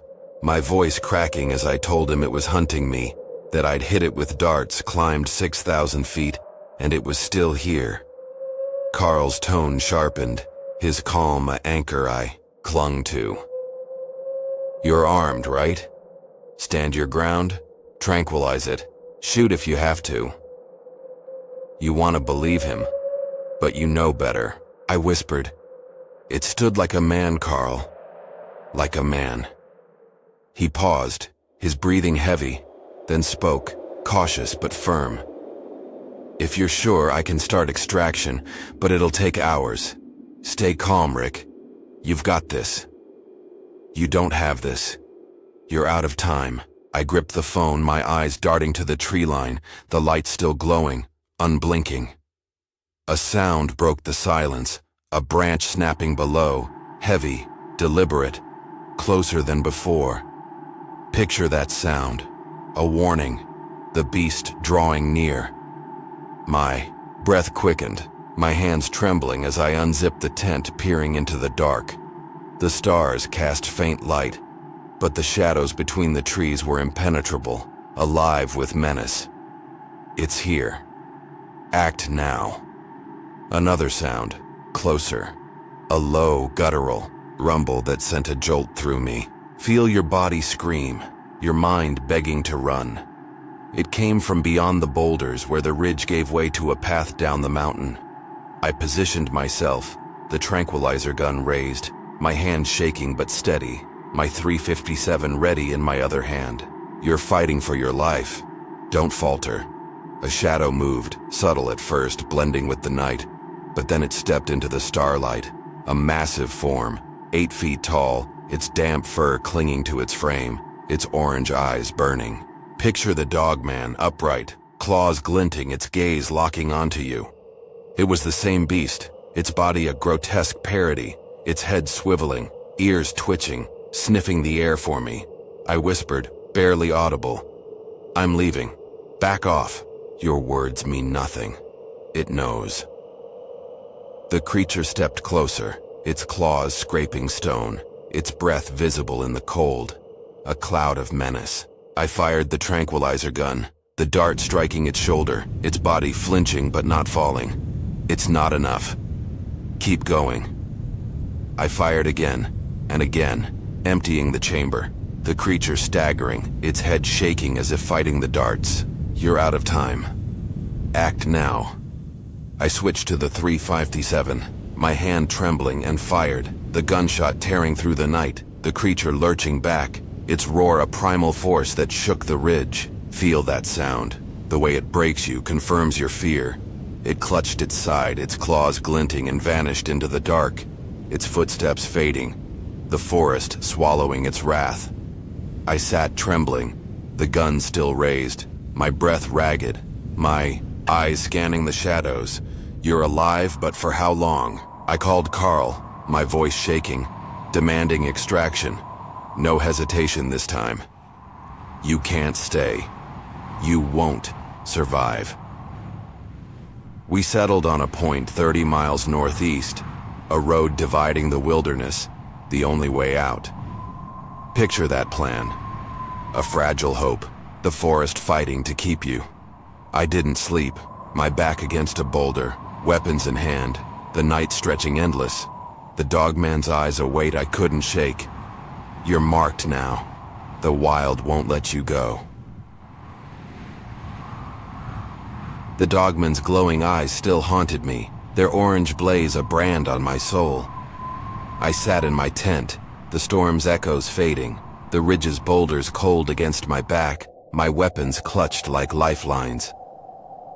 Gospel Hump was no sanctuary. It was a trap. A realm ruled by creatures that defied reason, and I was their prey. Bigfoot's stare, the screams of woe, the bear's breath from Alaska, the deer's lifeless eyes in ash. They surged within me, a tide of dread that drowned all. Hope. Feel that desperation, the way it claws at you, demands you flee.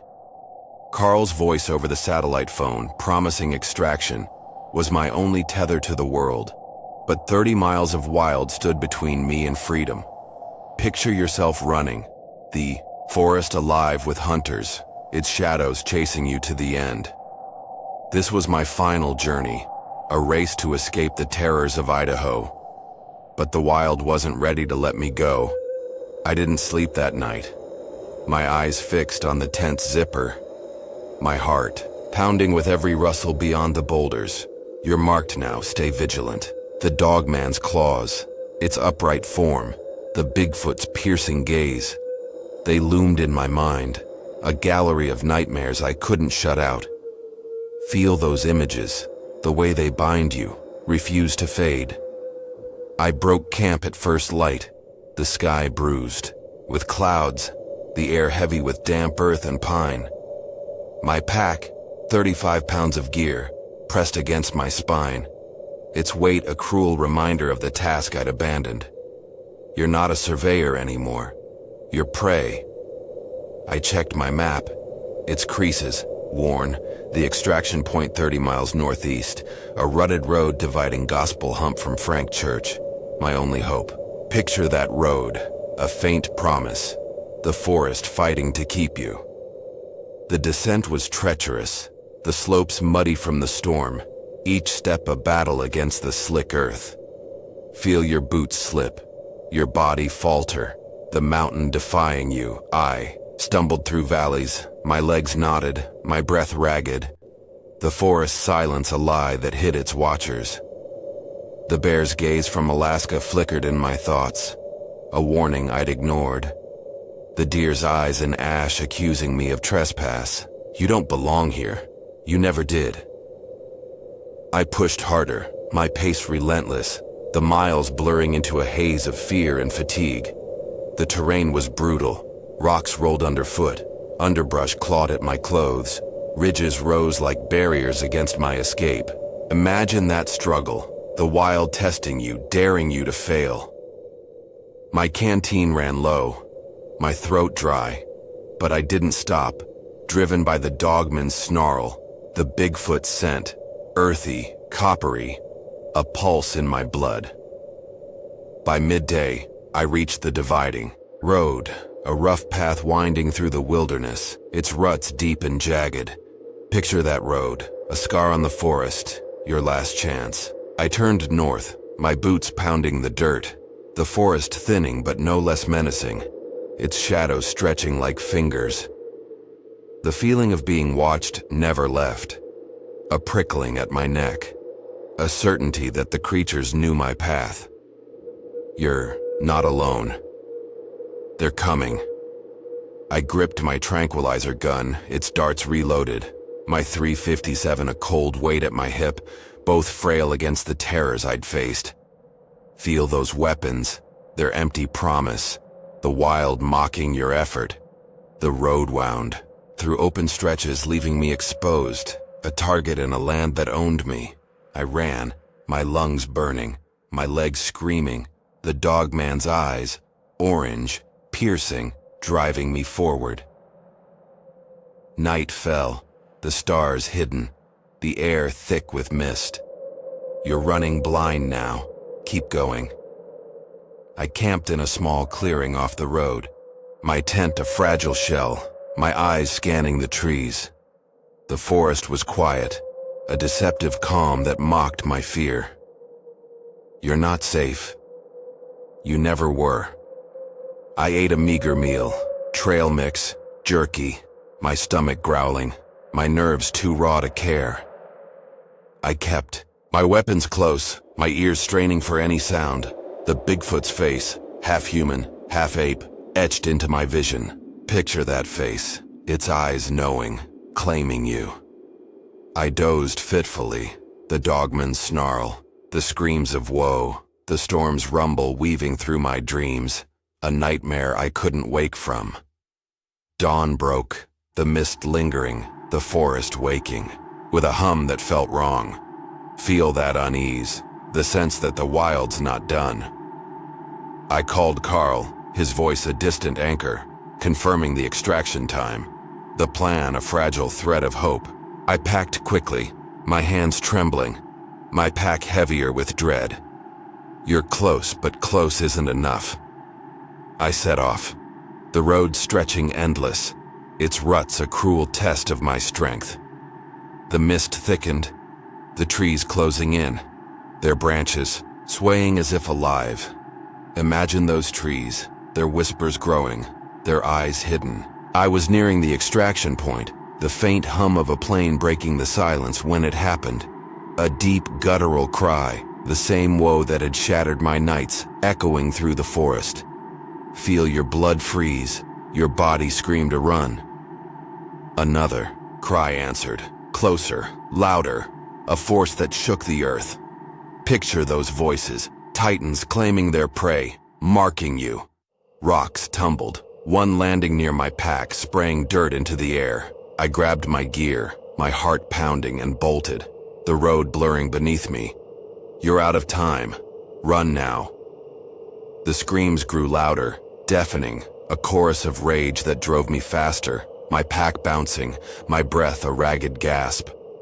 I veered into the underbrush, the trees a maze, the plane's hum growing stronger, a beacon in the dark. Feel that hope, fragile, pulling you forward. Then I saw it, emerging from the tree line. A Bigfoot 9 feet tall, its matted hair glistening with dew, its chest heaving with a cry that tore through me. Picture that beast, its eyes burning, its power absolute. I raised the tranquilizer, gun, my hand shaking, and fired, the dart striking its shoulder. You're fighting for your life. Don't stop. It didn't flinch, its gaze locking onto me, its body poised to charge. I fired again, and again, each dart slowing it, its movements growing erratic. It's working. Keep going. The creature staggered, its cry fading and collapsed, its massive form sprawling on the ground, its chest rising with labored breaths. Feel that triumph, fleeting, tainted by dread. I reached for my camera, a fleeting urge to prove what I'd seen when another cry pierced the air, sharper, angrier, closer. You're not done. Look now. A second Bigfoot emerged, smaller but no less terrifying, its scream a blade of rage. Picture that moment, a new hunter, your hope crumbling. It charged, its L obsessed with escaping the nightmare that had claimed. I didn't stop to celebrate, my body trembling, my mind a whirl of fear and relief. You're free, but you're not whole. The Bigfoot's final cry echoed in my ears, a warning I'd carry forever. I sat in the plane, my hands shaking, the forest fading below, its secrets a weight in my chest. Picture that view, the wild receding, but its hold unbroken. I never returned to Idaho, leaving the survey to another, their trip uneventful, a cruel irony that mocked my ordeal. You saw them. You know the truth. Research later called it a dogman, but no name could capture its terror, nor the Bigfoot's primal gaze. The wild is alive, its creatures real, and I'd walked their domain. A trespasser, forever changed. Be careful where you tread. Some places don't let you leave. I stood frozen in the forest, the sunset painting the trees in hues of blood-red silk. A faint voice drifted through the air, calling not my name, but my dog's, as if the woods knew he was mine. Have you ever felt a forest breathe? Its pulse, thrumming beneath your feet, watching your every step. I'm Diana, raised in a quiet Spanish town cradled by mountains, where an ancient forest sprawled behind our home. That forest was my sanctuary, a place where I found peace no city could offer. As a child, I roamed its trails, my bare feet sinking into cool, damp earth, the scent of pine resin thick in my lungs. The woods weren't just trees and shadows. They felt alive, whispering secrets in the rustle of leaves. At 9, I began to sense the forest's hidden truths. One evening, near a trickling stream, I found strange footprints pressed into the mud. They started human, small, like a child's, then morphed into jagged claw marks, as if a beast had taken over mid-stride. My heart raced as I traced them, only for the trail to vanish into a tangle of thorns. I told my mother, my friends, but they laughed, saying my imagination ran wild. Deep down, I knew the forest guarded something beyond their understanding. My grandmother's fireside tales echoed in my mind. She spoke of forest spirits, shapeshifters who danced between human and beast, dwelling in the liminal spaces of the wild. They're not evil, Diana, she'd murmur, her eyes glinting in the firelight. But they hide from us. If you meet one, show respect. I wasn't sure I believed her.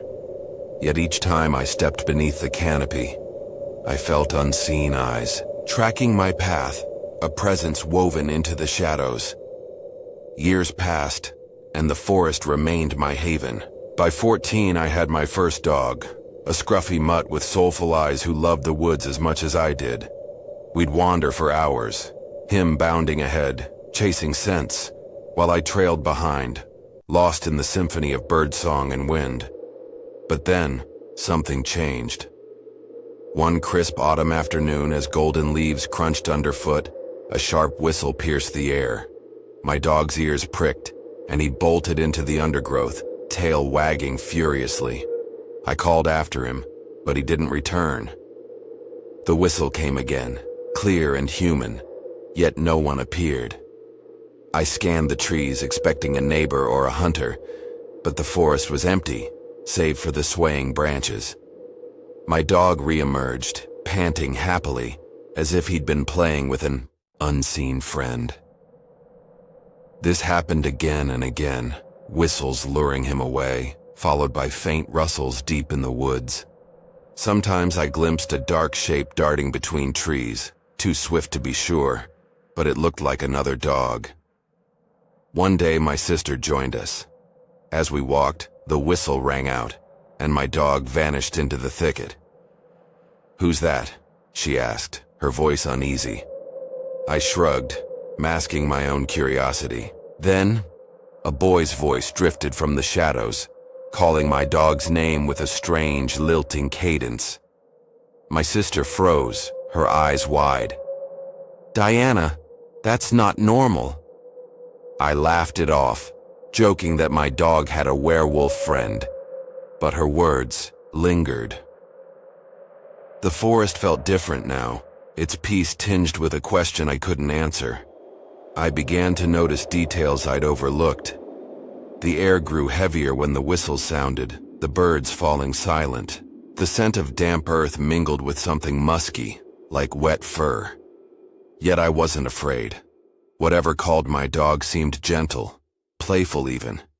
I'd stand at the forest's edge, waiting for him to return, my heart torn between wonder and unease. Have you ever stood at the edge of something unknown, drawn to its mystery yet rooted by instinct? That was me, a girl on the cusp of unraveling the forest's deepest secret. The summer I turned 15, the forest revealed its truth. It was a sweltering day, the air thick with heat, the sun blazing through gaps in the canopy. My dog and I ventured deeper than usual, following a narrow trail lined with wildflowers. The world felt alive. Bees hummed, streams gurgled, and the earth pulsed beneath my boots. Then, without warning, he was gone. One moment, he was sniffing a fern. The next, the trail was empty, his leash dangling in my hand. "Where are you?" I called, my voice cracking. The forest swallowed my words, offering only silence. Panic clawed at my chest as I stumbled forward, shouting his name, my eyes darting between shadows. I retraced our path, heart pounding, imagining him lost, hurt, or worse. I ran home hoping he'd returned, but the yard was empty. Tears stung my eyes as I headed back to the woods, my throat raw from calling. Dusk painted the sky in shades of violet, the forest growing dim. I paused near a gnarled oak, catching my breath, when a rustle broke the stillness. I turned, expecting my dog, but instead saw a silhouette against the fading light. A boy, slight and still, standing at the trail's edge. My breath caught. Who was he? I squinted, trying to make out his face, but the shadows clung to him like a cloak. Then he moved, not forward, but inward, as if his body folded into itself. His arms stretched, unnaturally long, fingers curling into claws, his back arched, bones shifting beneath skin, and his form blurred, melting into something else. I stood, transfixed, my mind screaming that this couldn't be real, yet my eyes refused to look away. In moments the boy was gone, replaced by the shadow of a massive canine, its outline sharp against the twilight. My heart thundered, but fear didn't grip me. I knew this was the presence I'd felt all those years, the one who called my dog. "Please," I said, my voice trembling but steady. "Find him. Tell him I'm waiting here." The creature's head tilted, its eyes catching the last rays of sunlight, green and blue, impossibly human. It turned and vanished into the forest, silent as a specter. I sank to my knees, the earth cool against my palms, my mind reeling. Was this a dream? A hallucination born of desperation? Yet the air held that musky scent, and the forest's pulse seemed to quicken, as if it approved of my plea. 10 minutes later, leaves crunched in the distance. My dog bounded toward me, his fur matted but unharmed, his eyes bright with joy. Behind him loomed a black wolf, its form massive, shoulders broad as a man's. It stopped at the clearing's edge, its gaze locking onto mine. Those eyes, green and blue like fractured gems, held a depth I couldn't fathom. I bowed my head, a gesture born of instinct. "Thank you," I murmured. The wolf dipped its head in return, a silent acknowledgement, then melted into the shadows. I clipped the leash onto my dog, my hands shaking, and we walked home, the forest's gaze heavy on my back. 2 decades have passed, but the forest remains my constant. I walk its trails with a new dog, a gentle female who sniffs the same paths her predecessor loved. Each step is a pilgrimage, a search for the creature who bridged my world and the wilds. I've seen it since that summer, fleeting glimpses of a dark shape, a flash of green-blue eyes in the dusk. It never approaches, never speaks, yet its presence lingers, a guardian of secrets I'll never fully grasp. The townsfolk still tell tales of shapeshifters, but I keep my story close, a treasure too fragile for their skepticism. My grandmother's words echo, "Show respect." I do, in every quiet moment I spend beneath the trees, in every glance I cast into the shadows. What would you do if you met something beyond explanation, something that changed the way you saw the world? For me, it's simple. I keep walking, hoping one day to learn its truth, even if I must carry it alone. The forest is my home, my mystery, my mirror. It holds me as I hold it, a bond forged in that twilight when a boy became a wolf and showed me the wild's heart. I'll never stop looking, never stop listening for that whistle in the wind, for those eyes that see more than mine ever will. A sky ablaze with colors no human hand could paint, ribbons of green and violet twisting like spirits above a world forgotten by time. That's what I'd chased that night, a dream so vivid it felt like I could touch it. But out there, in the black heart of Idaho's wilderness, something else was waiting, something that didn't belong to this world, something that still haunts my every sleepless night. My name is Stella Sorensen, and a few months ago, I thought I'd seen it all. Growing up in a small town where the stars were our only nightlife, I'd always been drawn to the wild, untamed places where civilization couldn't reach. When the news buzzed about the aurora borealis stretching farther south than usual, I knew I had to see it. Close your eyes and picture it, a cosmic dance of light right here in Idaho. I roped in my aunt and my cousin for a midnight road trip, a chance to witness something magical. We packed snacks, blankets, and a playlist of old rock tunes, piling into my aunt's beat-up SUV at 12:30 a.m. The air was warm, heavy with summer's breath, but a faint breeze carried a chill that made the hairs on my neck prickle. I ignored it. You'd ignore it too, wouldn't you? The promise of beauty drowns out the whispers of fear. The drive was a journey into nowhere. Mountains loomed like silent giants, their jagged silhouettes swallowing the horizon. Tumbleweeds, skittered across the road, caught in our headlights like ghosts fleeing the light. Beyond the asphalt, there was nothing. No houses, no streetlights, just an endless sea of rock and shadow. My aunt hummed along to the music, her hands steady on the wheel. She knew these roads, or so she claimed. She'd camped out here before, spent nights in this same SUV searching for UFOs, hiked trails that twisted into caves older than memory. My cousin and I, though, we were clueless, too stubborn to use maps, too young to care. Feel that freedom, that reckless thrill of not knowing where you're going, only that you're going somewhere extraordinary. My cousin dozed off in the front seat, her head lolling against the window. I stared out from the back, my cheek pressed to the cool glass, watching the world blur past. The darkness was absolute, a living thing that pressed against the car, broken only by the occasional glint of our headlights on a rock face. Have you ever felt it? That moment when the night feels like it's watching you back? I shook off the thought, focusing on the music, the rhythm of the road. We were headed to the southwestern edge of Idaho, dipping just over the Nevada line, a place where the sky was said to open up and reveal its secrets. The aurora was waiting, and I could already imagine its glow, a beacon in the void. At 2:30 a.m., we found our spot. My aunt pulled over onto a gravelly shoulder, the car tilting slightly toward a steep drop-off on the left. My cousin's side faced a cliff, its jagged edge barely visible in the dark.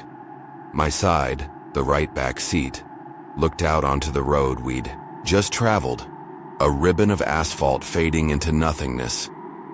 Picture yourself there, parked on the edge of the world, the silence so thick it feels like a weight on your chest. My cousin was still asleep, her soft snores blending with the hum of the engine as it cooled. My aunt and I stepped out, cameras in hand, ready to capture the sky's promised spectacle. The air was sharper now, the breeze carrying a bite that made my skin tighten. Above us, the stars were fierce, but the aurora hadn't yet appeared. Wait for it, Stella. Wait for the magic, I told myself, scanning the horizon. We stood there for a few minutes, the only sounds our breathing and the faint rustle of dry grass.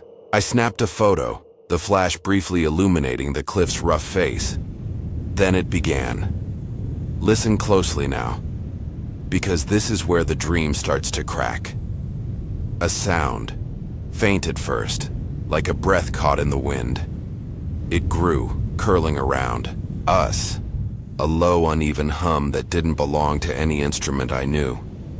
It was as if someone, or something, was trying to sing a song they'd never heard, a melody that wavered between a man's deep rumble and a woman's lilting cry. Feel it crawl under your skin, that sound, familiar yet wrong, like a memory you can't place. My heart stuttered, but I couldn't look away from the cliff, where the sound seemed to rise, echoing off the stone. My aunt froze, her camera dangling from her neck. "What?" she asked, her voice sharp, accusing. I blinked, confused. "What?" I echoed, thinking she was the one making the noise. The hum grew louder, more insistent, wrapping around us like a fog. "You're trapped in it, now aren't you?" That moment when reality bends and you don't know what's true. My aunt's eyes widened, and I saw it. The realization that neither of us was the source. "Get in the car," she said, her voice low, urgent. "Run, Stella. Run before it finds you." I scrambled into the back seat, my fingers fumbling with the door. My aunt slammed the driver's door shut and hit the gas, the car lurching forward so fast my door stayed open, my leg dangling over the edge as gravel sprayed beneath us. Let me take you back for a moment to a story my aunt once told me. She was a girl then, camping in these same mountains with her father. They'd heard a sound too, a hum that seemed to come from the earth itself, Her father called it the mountain song, said it was spirits welcoming them. But that night their fire went out, and something moved in the dark, too quick to see. She never camped there again. And now, here we were, caught in the same song. Only this time it wasn't welcoming. The hum followed us, faint but relentless, as we sped down the road. My cousin stirred, groggy, oblivious to the terror gripping us. I clutched the seat, my breath shallow, the sound still ringing in my ears. You can't outrun it, can you? That, feeling that something's still out there waiting. We didn't stop until the hum faded, until the road stretched empty behind us. My aunt's hands trembled on the wheel, her face pale in the dashboard's glow. That wasn't human, she whispered, her voice barely audible. That wasn't an animal. I nodded, unable to speak, my mind racing. What was it, Stella? What did you hear? I thought of the stories I'd heard, whispered tales of the Nimigar, small humanoid creatures said to roam Idaho's mountains, luring travelers with their eerie songs. But those legends belonged to northern Idaho, not here. Or did they?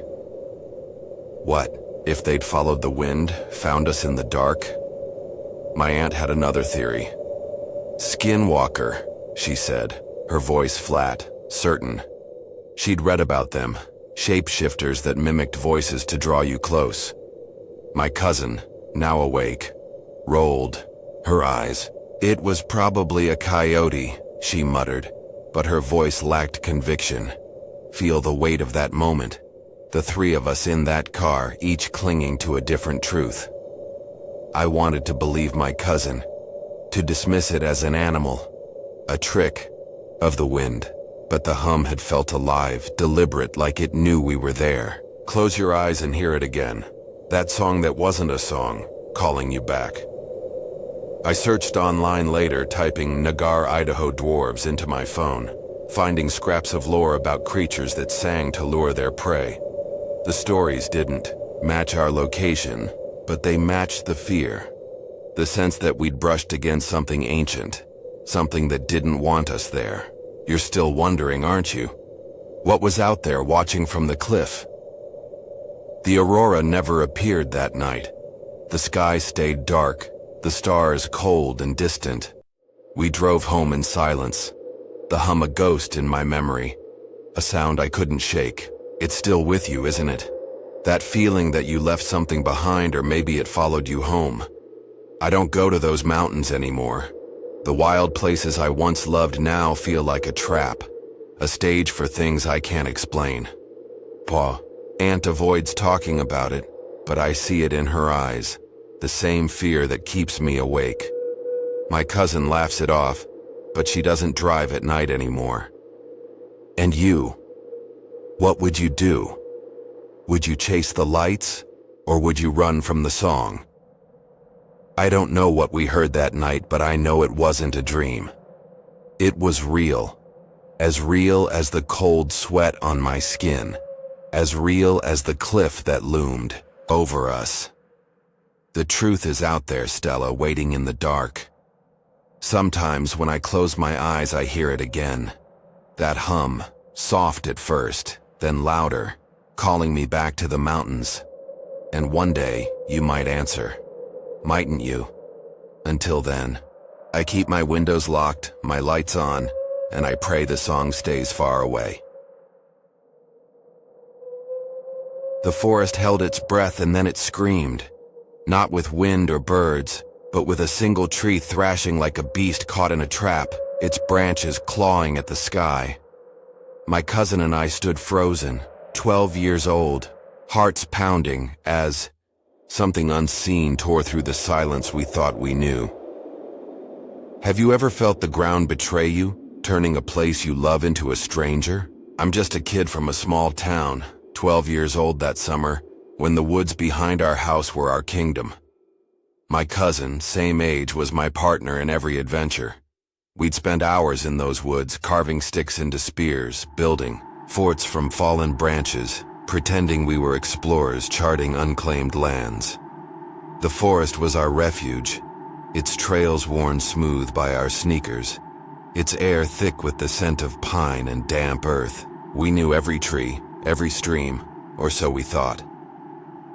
That afternoon, the sun blazed high, the air heavy with midsummer heat.